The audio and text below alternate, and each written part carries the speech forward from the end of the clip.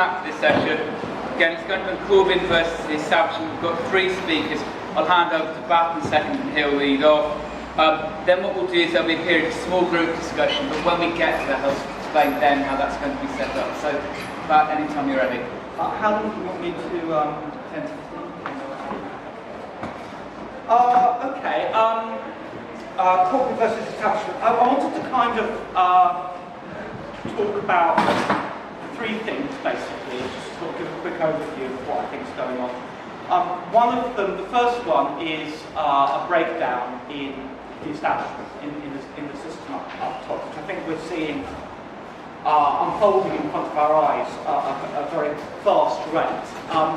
It's not a breakdown that's unique to Britain by any means. Across the world, you're seeing basically a kind of neoliberal centrist political consensus in the ruling class very, very rapidly kind of hit the skids. And that's playing out in different ways in different places. I want to talk a little bit about that.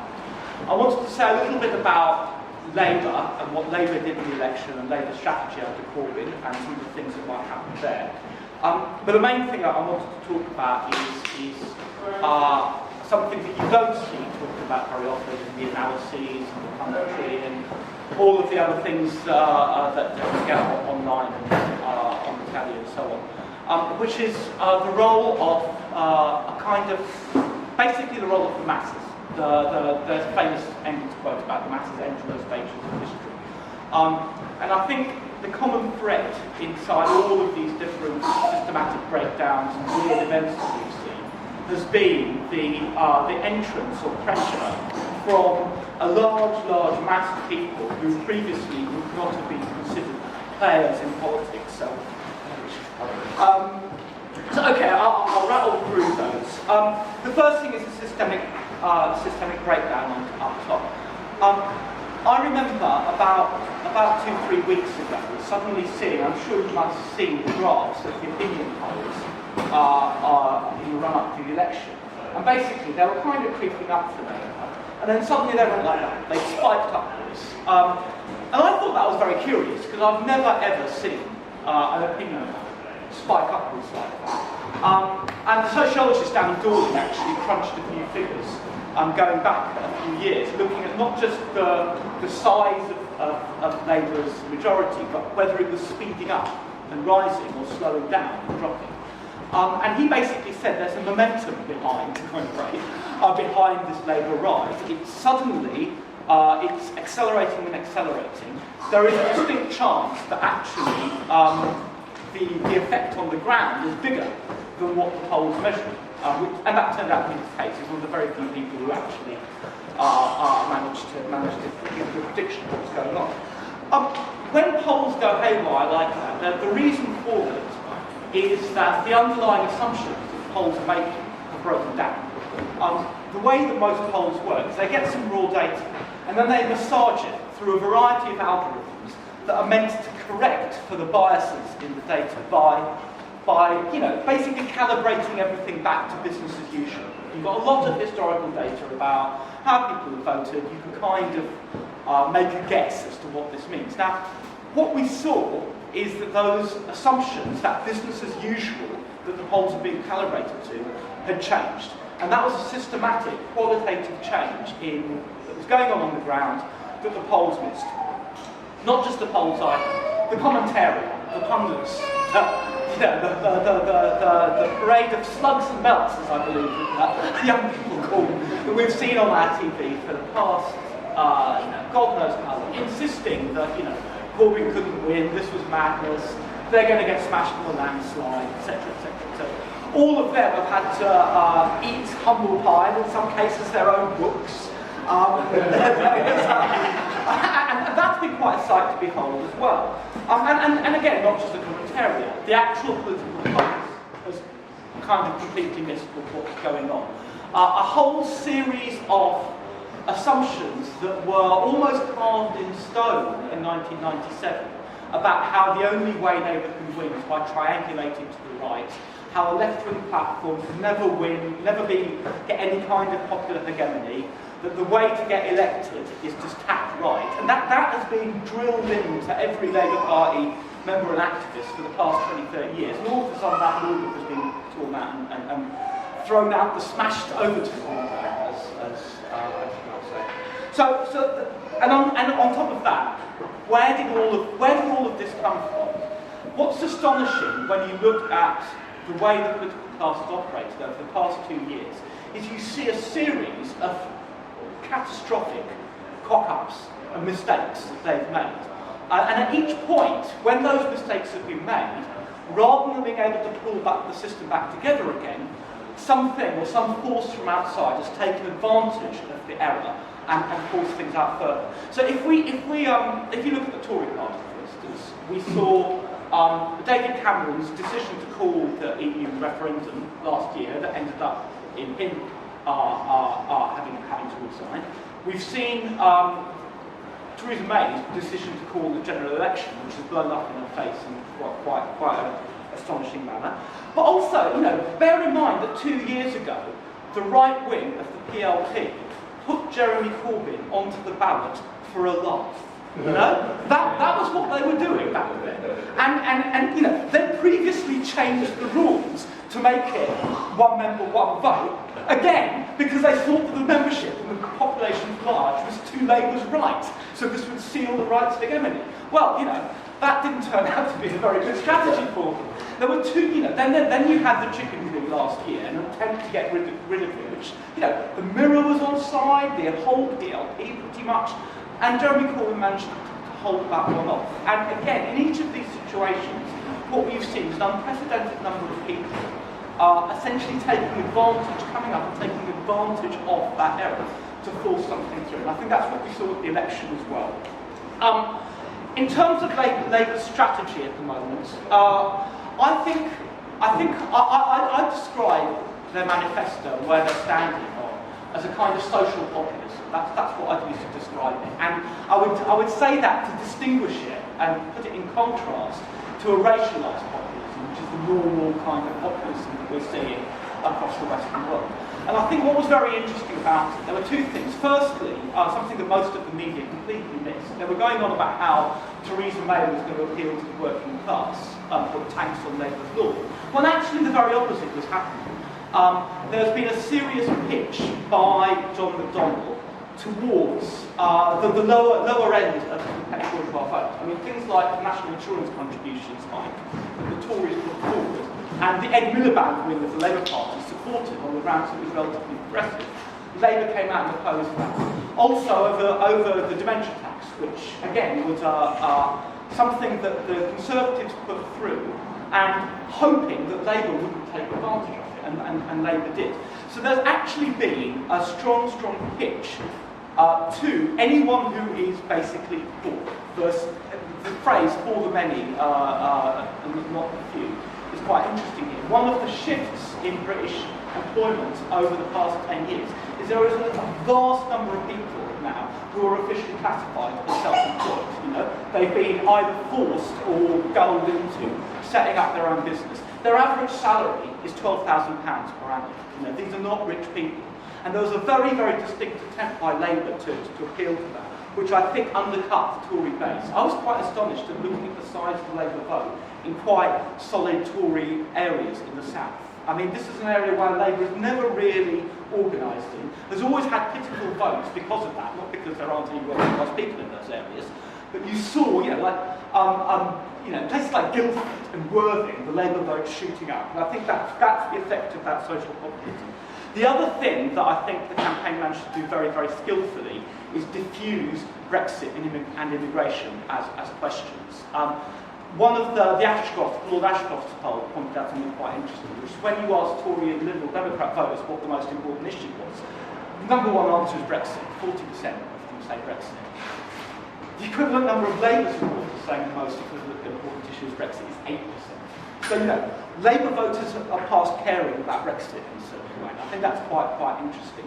The other thing is how low down the attacks on benefit scrounging and the attacks on immigrants coming over here and taking our jobs, these staples of the right-wing press, which, if you remember the 2015 election, Miliband was constantly making concessions and constantly being held to the fire. It just went bigger and bigger and bigger.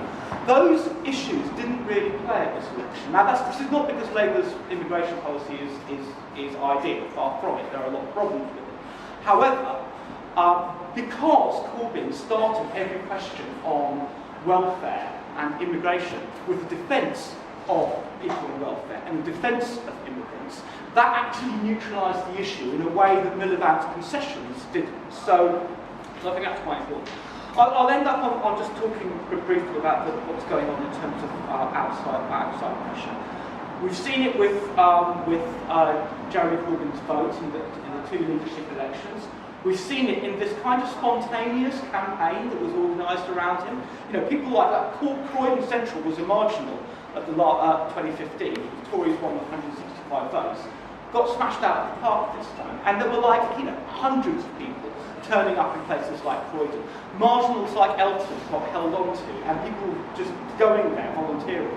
So there is, and these aren't Labour Party members necessarily. They are, Momentum organises it and tells people where to go, but the actual people, volunteering, I think, are just kind of ordinary punters around the country.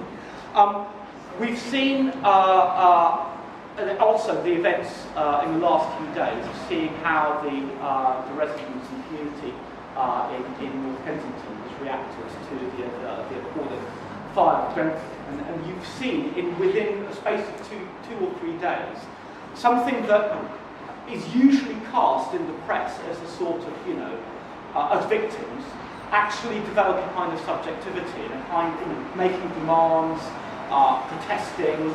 All of that has arisen and chimed very much with the mood of absolute contempt and loathing towards May and a determination that this is the moment to be seized.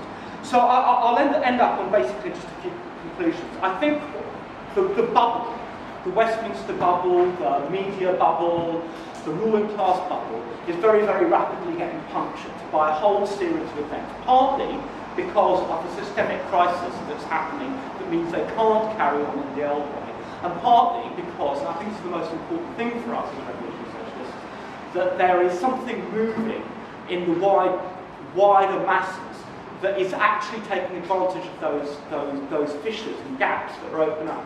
So even the slightest crack in the ruling class facade ends up in things crumbling and breaking through. So I think what we're seeing is a kind of mass subject information that we need to be part of and we need to be paying attention to and we need to be talking about. Because that's not really talked about in the mainstream media. The mainstream media is full of, how terrible things are for May, Corbyn's surprise victory, and yes, of course those are all important things. But the actual impetus and cause from them is something deeper and currently invisible, I think, to the system. That's where I think we need to situate ourselves. I think young people in particular are making a kind of turn to class politics at the moment.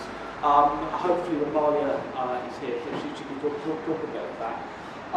I do think we need to also be, and I'll end on this, just 2 notes of caution.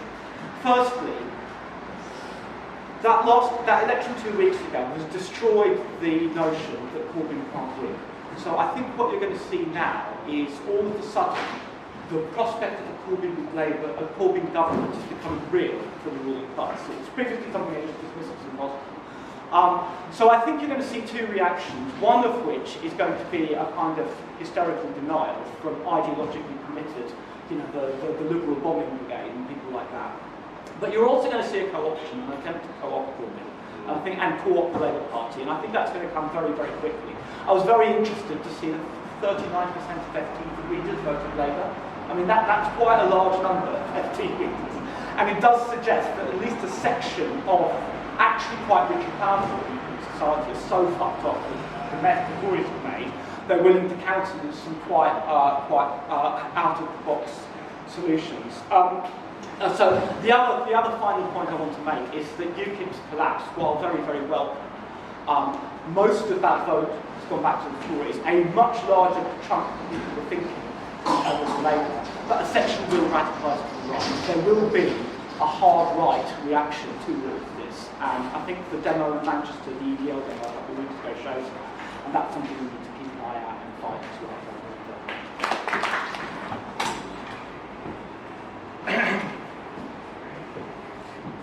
few weeks ago, I think all of us, well, most of us probably expected that Theresa May was going to crush Jeremy Corbyn and the Labour Party in the general election, and that the Tories were going to score a vote that would have given them something that they hadn't had since, at least since the 1980s and possibly since the post-war period, which was a massive political and social bloc, possibly up to close to half of the vote. And that was what a lot of the pundits were saying, and that's what a lot of the polls were saying, and that's what I was saying. And here we are. We've got a Conservative government not yet formed. They don't have a majority. They're trying to cobble together something with the Democratic Unionist Party, which, if you don't know the Democratic Unionist Party, it's a party of about 1,100 people, dominated by members of the Orange Order and the Free Presbyterian Church. By the way, just so I want to be absolutely clear about this, you know, there's a lot of pressure on now. We don't want a Tory DUP government. I want to be absolutely clear. I don't want a Tory government to the core. I don't want any Tory government whatsoever. But a Tory DUP government is a very specific kind of proposition, and the fact that this is on the agenda is both a sign of the Conservative Party's surprising weakness, and actually, I think, a tactical and strategic mistake on the part of Theresa May. I'll come back to this in a moment.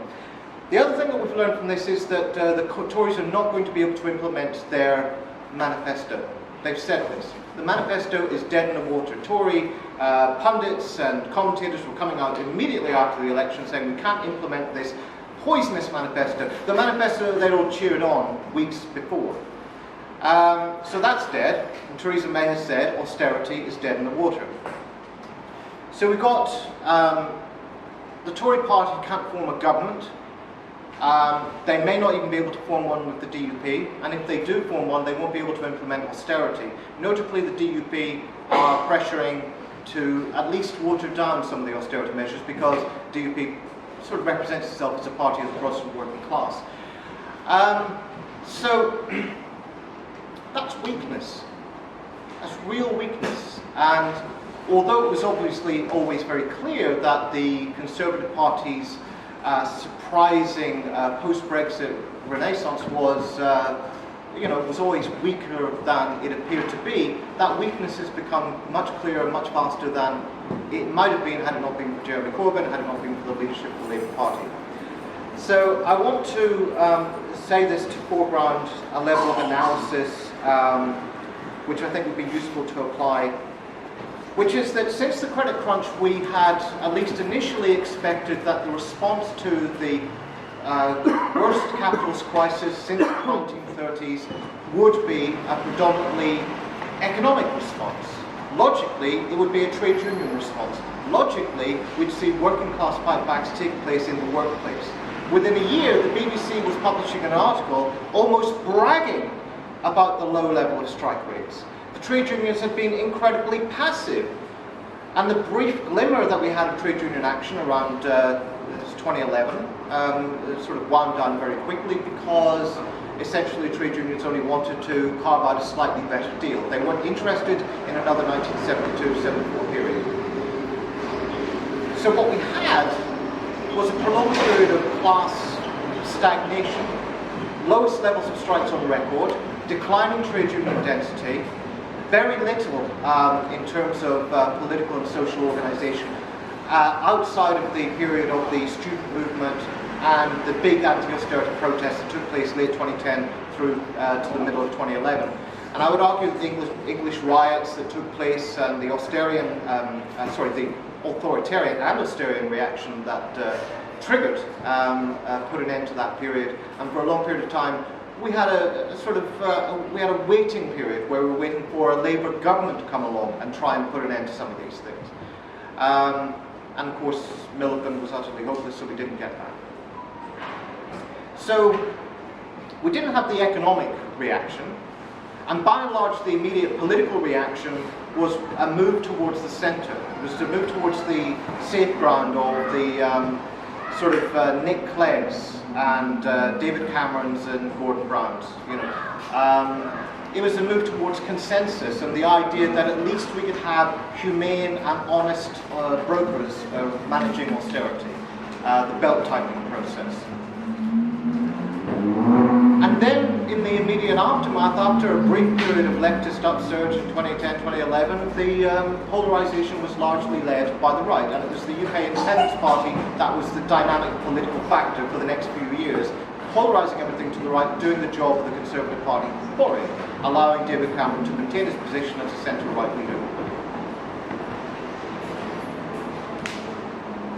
So then we had to look at the Labour Party and how Jeremy Corbyn got to be the leader in the first place and how he got to be in this position where he was able to carry out his feat. As it happened, the crisis was always going to unfold. It wasn't necessarily obvious at the start, at the political level, at the level of political organisation, and to some extent at the level of ideology. Because the dominant parties had been in breakdown for some time, because voting turnout had been declining for some time, especially since 2001, because party identification had been on the decline. So there was a crisis of representation. And linked to that, in an ideological sense, there was also a crisis of the representation of representation. In other words, parliamentary parties are supposed to represent us, our concerns, our needs, the arguments that we have in our day-to-day lives. The media is supposed to reflect on that, and therefore the debates that are being had in the media are supposed to be, in some sense, the debates that we're having in our day-to-day lives, and growing numbers of people were checking out. They were saying, that has nothing to do with my life. Fewer people were reading the newspapers and the tabloids. I think if you were 18 to 24, 16% of you read a tabloid, or any paper at all, actually. If you were 25 to 34, I think it's something like 21% of people read a paper on a regular basis. I think only if you're over 65 to about 50% of people actually read a paper. So there was a decline. There was a sharp decline in the readership of the papers, and of course there's been a decline in the viewership of the broadcast media. As people have shifted online. So we've got that end of the crisis. We've got the crisis in terms of parliamentary democracy, representation, turnout, party identification, all the rest of it. Jeremy Corbyn comes along as a candidate. You know, he's obviously he's nominated by the left just so that they can have a voice in the debate, just so that they can have a campaigning point. There's no sense that they're going to win this. I mean, they're all very clear about this. Jeremy Corbyn is going to go out and do meetings and say more or less what he would say if, he were ever to be actually nominated.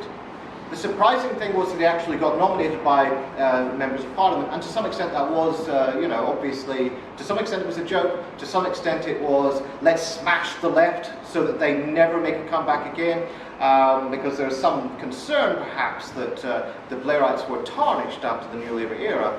And to some extent it was an argument about democracy. There was a lot of pressure coming on from grassroots activists using social media, using email and all the rest of it, to pressure MPs, to basically say, at least let's have a debate, at least let's not have a boring election contest, because all the other candidates, need I remind you of their names? Do you even remember their names? Mary Cray, Andy Burnham, Liz Kendall, sort of human resources manager looking at you with that faux sympathy like she's about to fire you.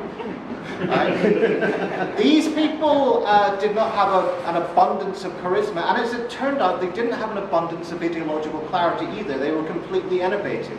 Not only were they enervated in terms of, the New Labour era was over, they didn't have any answers to a post-credit crunch period, but also these people were all mostly spads. Apart from Mary Cray, who had been the leader of Islington Council, which almost qualifies as the same thing, there were special advisors who were basically, technocrats, very well-educated technocrats. They knew how to schmooze behind the scenes. They knew how to talk to the media. They had no idea how to do politics, right? Jeremy Corbyn is a traditional Labour-led politician. He knows how to talk. He knows how to. He's not terribly charismatic in the sense, but he knows how to talk to people and communicate with them about their interests and their concerns. He knows how to do Labour politics. And the interesting thing about this is that this is wildly underestimated by the media. It's wildly underestimated by the political class. This kind of politics used to be what social democratic politicians did all the time. The fact that only a few left-wing politicians know how to do this now is kind of interesting and surprising.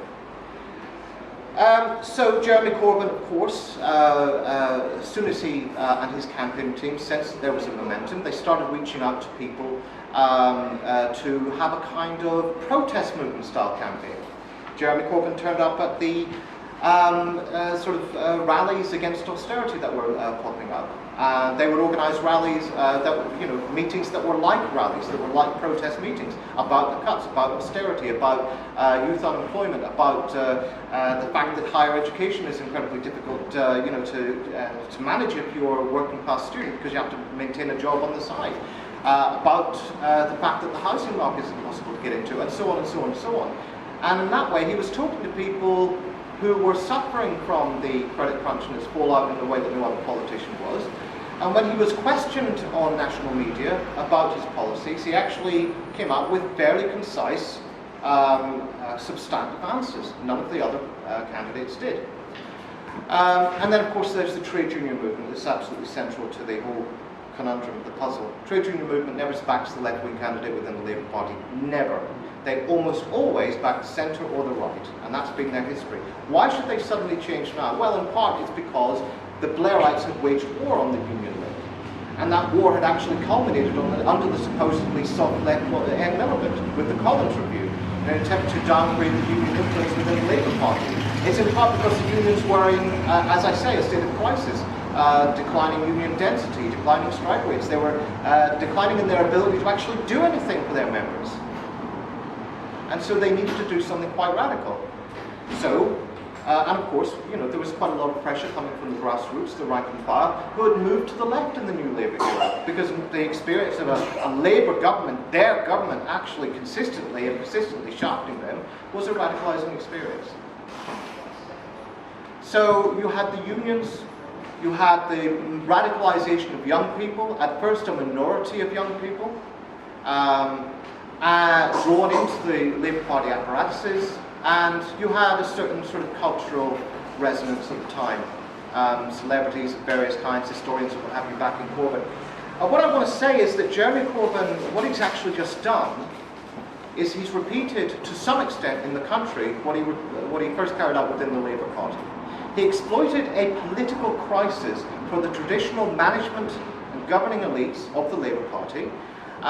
He organised and mobilised groups of people who ordinarily would be patronised and regarded as not being political. You can't get those people to vote. They're apathetic. They're too hung up on their consumer lifestyles. They only care about their iPhones. And Jeremy Corbyn had a systemic analysis of the political class, and the political system was letting them down. It wasn't that they were apathetic, they were being excluded. So just in the same way, in the context of this campaign, he talked to people on that level. He said from the start of his campaign in 2015, and he carried it through until 2017, that Labour needed to rebuild itself by rebuilding its vote among groups of people who normally don't vote or haven't voted for a long, long time. People have stopped voting not because they don't care, but because nobody's represented them. Labour has to represent them. And you'll notice this during the campaign. Jeremy Corbyn ran a sort of, among other things, apart from the usual sort of protest-style campaign that he did, mass rallies and so on across the country, there was a very youth-focused cultural campaign, which any other politician would have come across as completely and utterly patronising, being interviewed by JME, going on the Libertines concert. Instead, he gets people chanting his name to Seven Nation Army by the White Stripes. Because he was completely sincere and honest. Well, he had an analysis. He wasn't just there to patronise. He knew exactly why young people were being shafted by the system, and he had an analysis and he offered it. And they listened. He took them seriously, they took him seriously. And that's why youth turnout actually did sharply increase in the last election. It wasn't just youth turnout, but that was a big part of it. Do I have to shut up soon? A couple more sentences. Okay, all right. Look, you get the point I'm making here. I'm saying that the big picture is this. The background of so-called pessimism, which Salvage has been plugging away at for 2 years, has a point to this extent. The left is still weak. and it has been weak, and it's ongoingly weak. The trade union movement is still weak. It has been weak and ongoingly weak. Jeremy Corbyn's victory in the first instance in the Labour Party took place against the background of left-wing weakness, not out of strength. But the other side is also weak. And what we've just found out is that the other side is far weaker than we had expected, and also that there are considerably more resources for building left-wing politics in this country than we had been aware of before. Jeremy Corbyn and his campaign, it wasn't just Jeremy Corbyn, I keep talking about him, but it was, we're talking about our leadership and our political movement, found resources within British society for not just an anti-austerity, but a kind of populist anti-Westminster surge, and frankly a sort of a counter-culture against the dominant social sadism, the dominant militarism, the dominant racism, the dominant authoritarianism. There's a real desire, I think, to have a change among a sort of, possibly even a majority of people in this country, possibly. A change on a sweeping scale, a 1945 style change. And that's what we could be looking at. And that's the surprising fact at this moment. But it's all incredibly fragile. It's all, because it's predicated on weakness, because it's predicated on lack of organisation, because our organisation is nascent and needs to be developed, it's an incredibly fragile situation, and the odds, as always, are stacked against us. This is me cheerful.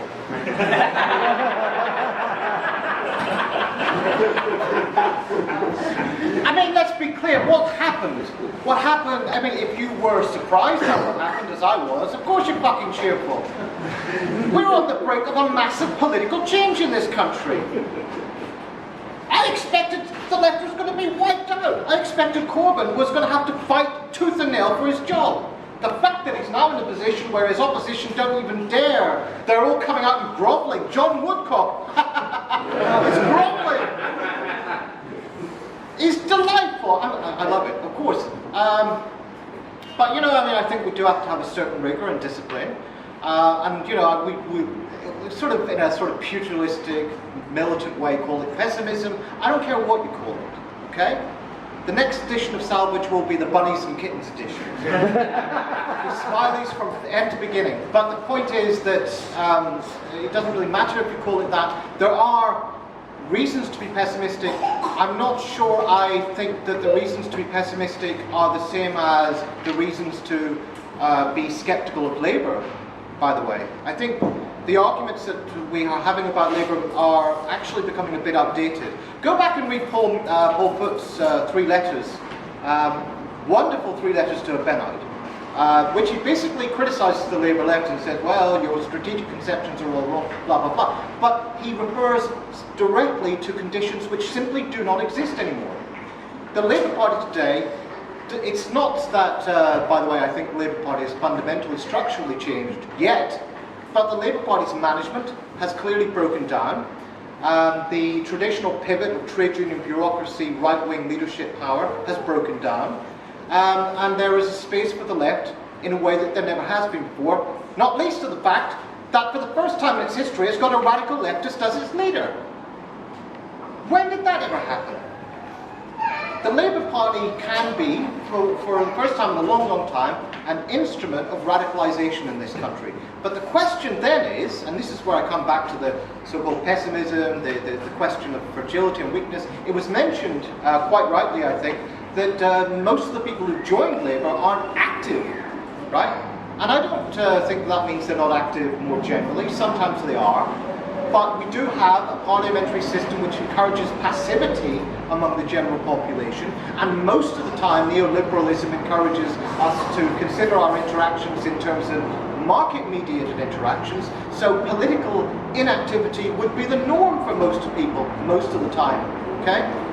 So in fact, I would suggest that people joining Labour to support Jeremy Corbyn probably represents a net uptick in their level of activity. And it's still not enough. So what do we need? I mean, whether you choose to join Labour or not, I mean, personally I've been weighing this up. Personally I would like to join, but for petty bourgeois scribe reasons I probably won't.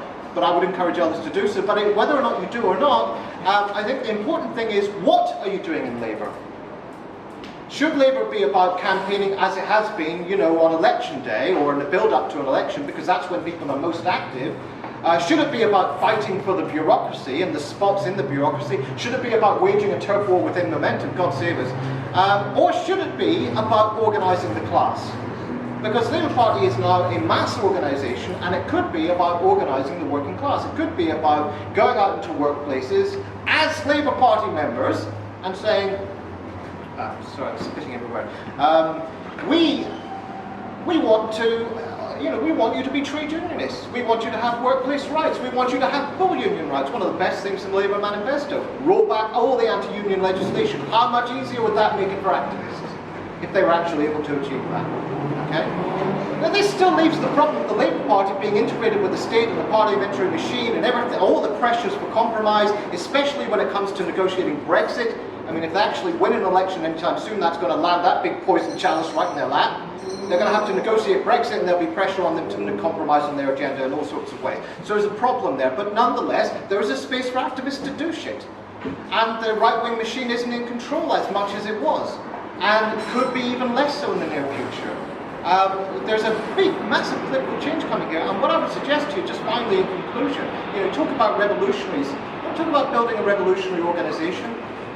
It's probably not going to happen tomorrow, but historically, where does revolutionary organisations come from? Usually, I think, from splits in other organisations, from splits in social democracy. You want to know where a revolutionary organisation is going to come from in 10 or 20 years' time? It'd probably be from the Labour Party.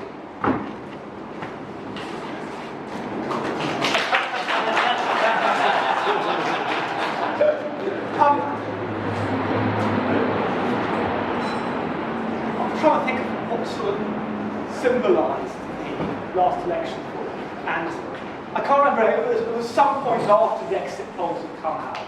And I think the change had actually happened a couple of days before, but I'd only clocked it at that point. Which was, oh thank goodness, someone's finally got a decent suit for Jeremy Corbyn. I mean, it was like plain black, it was nothing showy, but at least it fitted him. And obviously they finally made that little interesting. I thought, wasn't it? That's interesting. And other people noticed it. A friend of mine said that his parents, who had previously been very anti-Corbyn, eventually decided to vote Labour because they thought he'd smartened up his image in the last few days. But it also tells us something, because what's happening now is the Labour Party and the possibility of Corbyn becoming Prime Minister is now a real thing.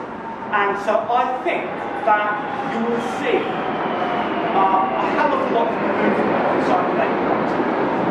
We've seen already this sort of parade of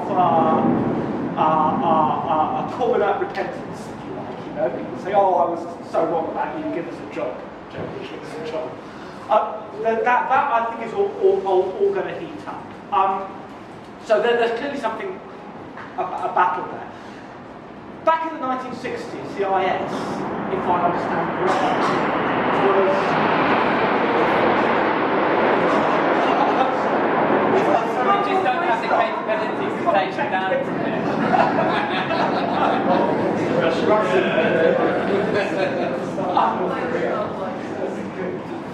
The IS, basically, individuals were members of the Labour Party, but it wasn't in the Labour Party. That's kind of what we have at the moment. I think there are a lot of people who are in individual circumstances where it might make sense to join Labour or join SNP. I don't really have, I think that depends on individual circumstances. I do think it would be a very big mistake for RS21 as an organisation to enter Labour. And I'll say that for a few reasons. Firstly, the fate of Trot groups that have tried to do this recently has not been good. Workers' Power have somehow ended up as the Trot cheerleaders for the Progressive Alliance. I'm not sure how that happened, but it happened. And the AWL have just basically been witch hunted out of existence, which I'm really sorry about. No. But it's not a good place to be as an organisation. I think that the compromise that those groups made with their politics over when you are formally part of the Labour Party, you have to make all those compromises to Labourism. So I think it's actually more or less impossible to maintain a position of opposing opposing unionism in Scotland and being a fully committed Labour supporter. You know, those two things pull against each other. And most important of all, I'll finish on this, what is happening inside the Labour Party is a reflection of something much bigger and much larger happening outside the official political system. That's where things are going on. That's the steam that's driving this. And I think that our job as revolutionists has to be to articulate, be amongst and shape that much larger thing that is going on outside. Of course, you know, give to Caesar what is Caesar's. Momentum are very good at organising these kind of, you know, send everyone to Battersea and things like that. And if you're involved in that and you can do that, that's fine. It's not our job to organise that. There is something bigger emerging there. You can see it in the street interviews with the Grenfell residents. Colin talked about not just the anger, not just the pain, but also the intelligence of what they were saying. And that, to me, is the most significant thing to emerge from the last few days. It is that new emerging class subject that we as Marxists need to focus on. And that, I think, has to be our orientation over the next few years and months. Okay, just some announcements, if I may, very quickly.